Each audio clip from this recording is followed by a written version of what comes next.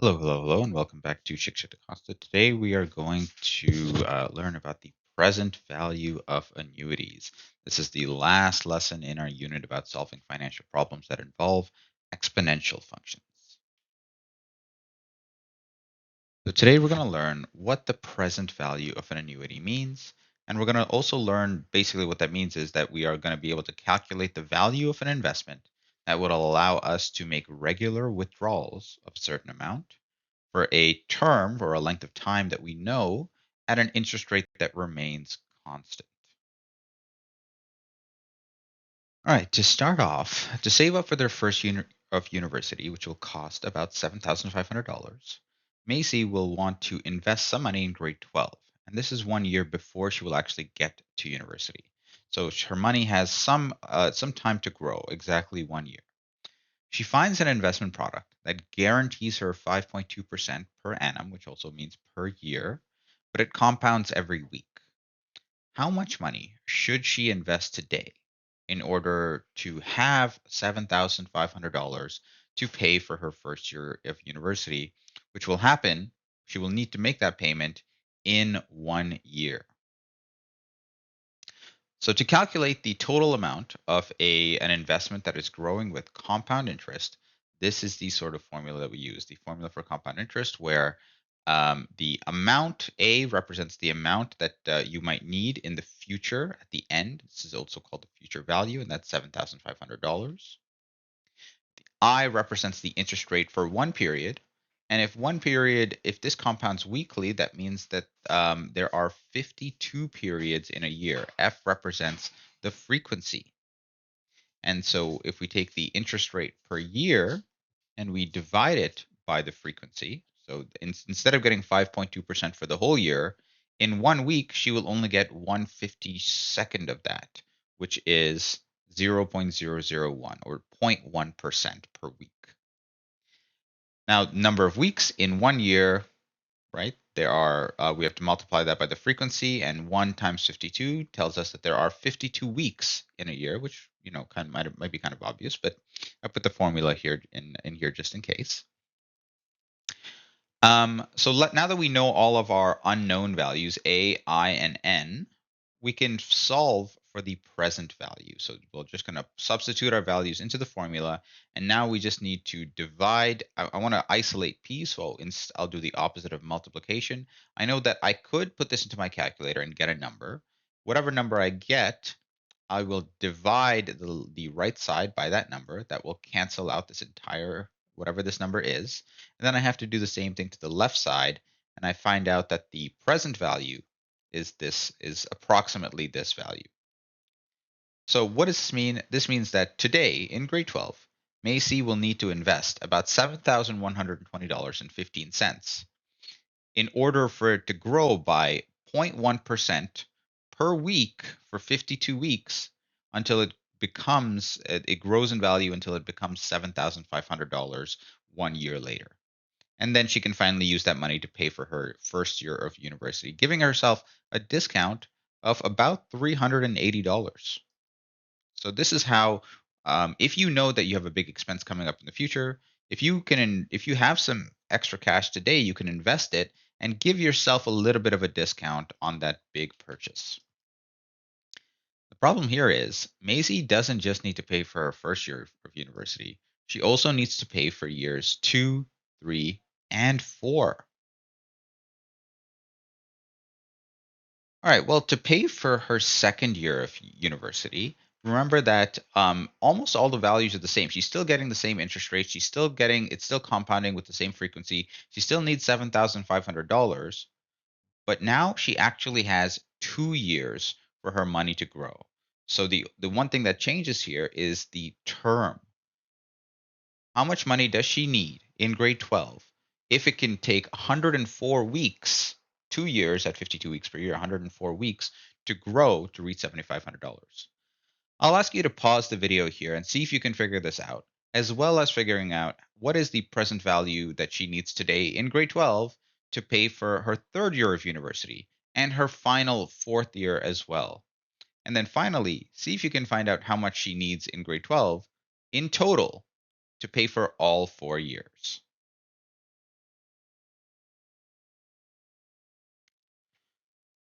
Well, hopefully you saw that, okay, if this is 104 weeks, if all of the other values are remaining the same, then I can just take this exact same formula and I can use the same values here for A, for I, and then just replace N with, instead of 52, now it's 104. We're going to do the same process. We're going to divide the right side by this expression and the left side as well to maintain the equality. And that tells us that to pay for her second year, because she has an extra 52 weeks of growth, she actually needs less money in grade 12 because it'll take more time, which will give it the chance to grow even more. In year three, she actually has 156 weeks. So again, we can use the exact same formula. We can divide both sides by this expression. And that tells us that she needs even less money, $6,400, to pay for her third year.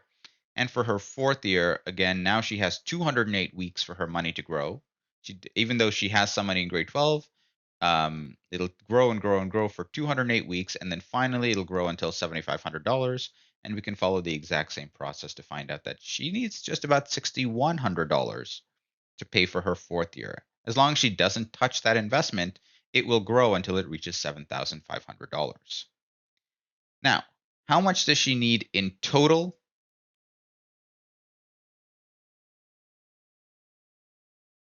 We can find that out just by looking at all of the present values that she needs in grade 12. This will pay for her first year. This will pay for her second. This will pay for her third. This will pay for her fourth.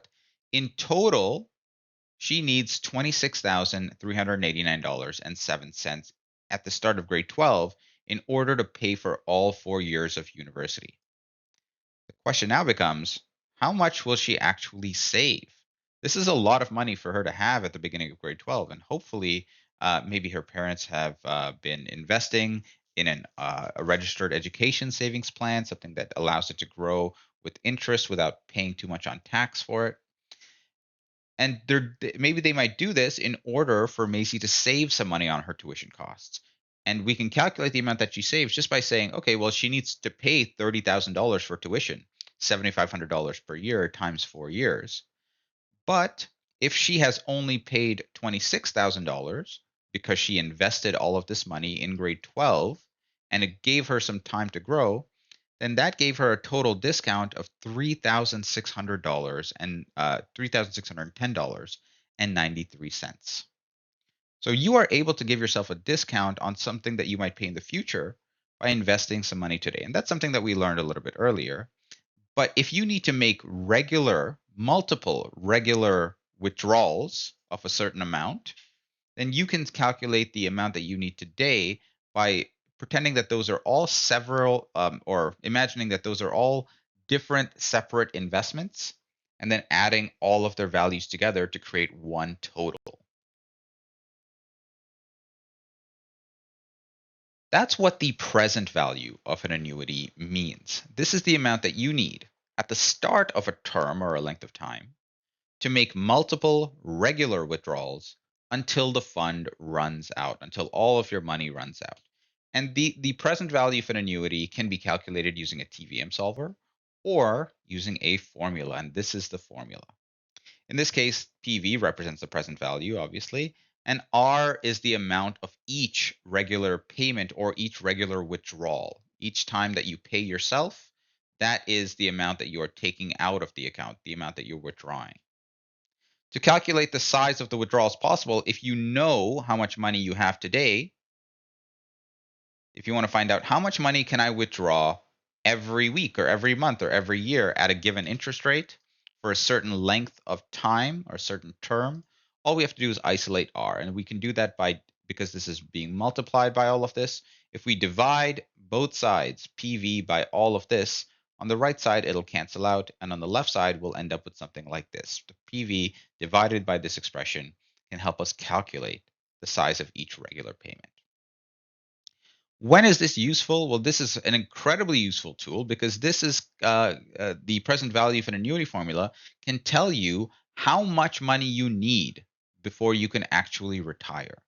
Because if you know how much money you need each month and you think you're going to live for like 40 years, you can calculate how much money you need saved up today in order to pay yourself that amount every month for 40 years, assuming that you know what interest rate you're able to get.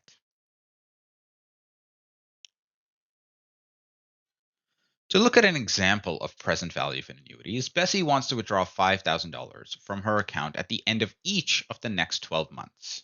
And because she is making regular withdrawals from an invested account, this is an annuity, and we're a situation where we need to find the present value. We need to find out how much does she need to have at the start of the term. The money in her account grows at 12% per year, and it compounds every month. So we have to use the present value for an annuity formula. Now, in this case, R represents the regular deposit amount or the regular withdrawal amount, excuse me. Um, and she needs to withdraw $5,000 every single month. I represents the interest rate, but to do that, we have to also know that the frequency, because this compounds monthly, the frequency is 12 times per year. There are 12 periods per year, and I represents the interest rate for one of those periods, one of those months. And so we can take the annual rate, R, which is 12%, and divide it by the frequency 12, and that gives us 0.01, which is 1%. What this means is she's going to withdraw $5,000 12 times per year. And while her money is remaining invested, it grows at 1% per month. Now, the number of periods in this term are just 12 because there are 12 months, and that's all the amount of time that she needs to withdraw money from her account for. And that will help us calculate PV, which represents the present value. So if I substitute my known values, 5,000, 0.01, and 12, into into the right spots, and then I evaluate this on my calculator, you can pause right here and see if you can find out what that value is. Hopefully you got the same number that I did, which is $56,275 and about 39 cents. And that's the amount of money that she needs at the start of the year in order to withdraw $5,000 from her account at the end of each of the next 12 months. We can also use a TVM solver or a TVM calculator to find that exact same number without needing to put all those values into the calculator. If you pull up a TVM calculator, remember that we are making withdrawals of $5,000. So under the payment section, we're paying ourselves, we enter that as a negative number. We are withdrawing it at the end of each period, so the end of each month. The interest rate is 12% per year, and it compounds monthly. And so there are 12 periods in 1 year, and each period was 1 month. Now, what do I put in for future value? At the end of this year, Bessie doesn't need any money. In the future, at the end of the term, her account could be empty, right? And there should be nothing left. She should be able to use all of her money. And that will allow us to click on this button here to calculate that the present value is exactly what we calculated using our formula. Now, let's take a look at this example using a graph. Using a graph here, we can see that, okay, these are the number of months that have passed, and we have 12 because she's doing this for a whole year. And this is the value of her investment account. Okay. At the start of the year, we calculated that she needs to have $56,275.39. That's the value, that's the present value. That's the value at the start of the term. Now, after 1 month, it's going to grow not by 12%, but by 1%. One period has passed, and that means that she will gain $562.75 in interest. That's 1% of her present value. Her money is going to grow in her account with interest. And then at the end of the month, she is going to make one of her regular withdrawals of $5,000. And so the amount of money in her account is going to go from 56,000 to 51,000. Well, then another month will pass and she will gain more interest. The whatever money she left in her account will continue to grow, and then she will withdraw $5,000 for her next payment, whatever that is. Then the rest of her money will continue to grow. She'll make a withdrawal. It'll grow for one more month. She'll make a withdrawal. And every single month, it will grow with interest. And at the end of the month, she will make her withdrawal just like this. And if you notice, as time goes on, because she has less and less money in her account, the amount of interest is going down. It started off for the first month, she earned $562.75 in interest. But now that she only has $9,851.98, she only gains $98.52 in interest. So, like $450 less. And this will continue, but luckily for Bessie, by the last month, when she makes her final withdrawal of $5,000, her account will go down to zero. And so this is exactly perfectly timed for Bessie because she doesn't need that money anymore. She only wants to withdraw it for those 12 months. Maybe it's because she took some time off, a year off of work. Maybe she's traveling. For whatever reason, she needs that $5,000. And she has given herself a bit of a discount. At the start of the year, she only had $56,275 saved up.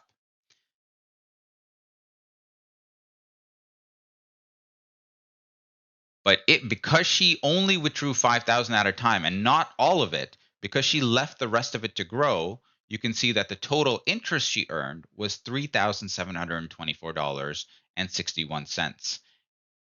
And she was able to withdraw a total of $60,000. That's more than the amount that she had at the start because it grew with interest every single month. And she was left with nothing by the end. This is a really good illustration of why it's useful to calculate the present value of an annuity. You can find out how much you need if you are retiring, how much you need to have at the start of your retirement in order to pay yourself this much money every single period for a known amount of time. While your money is left in the account, if you only take out a part of it, the rest of it grows with interest. And so you will gain a ton of interest if you're able to do this for yourself, especially over a long period of time. For example, if you are planning on living until you're 90, but you want to retire at the ripe old age of 52, how much money do you think you might need to have saved at retirement? Every month, let's assume that your monthly costs are $5,000. And let's also assume that you can earn 3% interest per year and it's compounded monthly. Pause the video here and see if you can figure out how much your retirement savings need to be in order to accomplish this.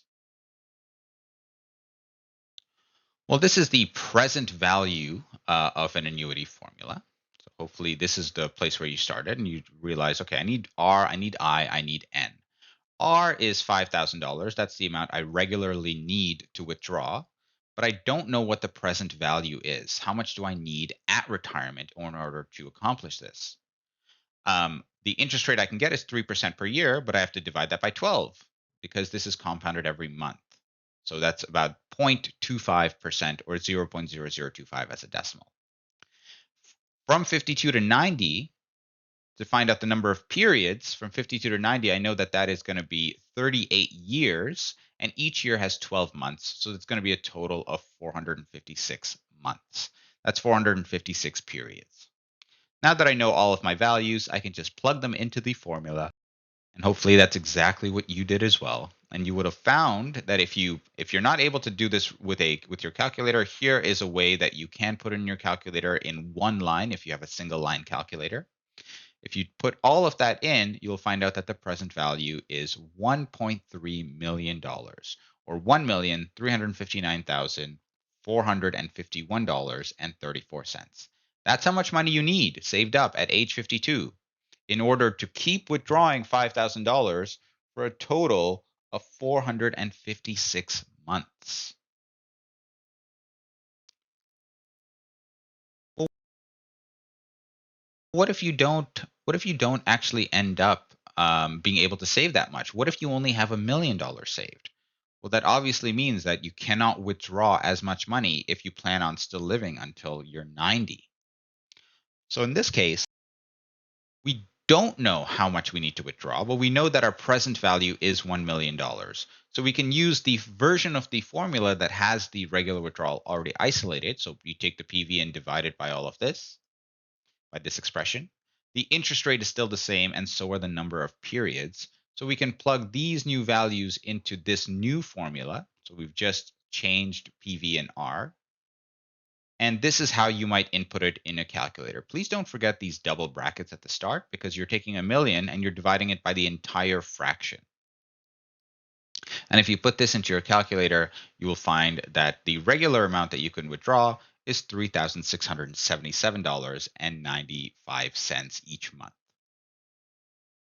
which is quite a bit of a step down from $5,000.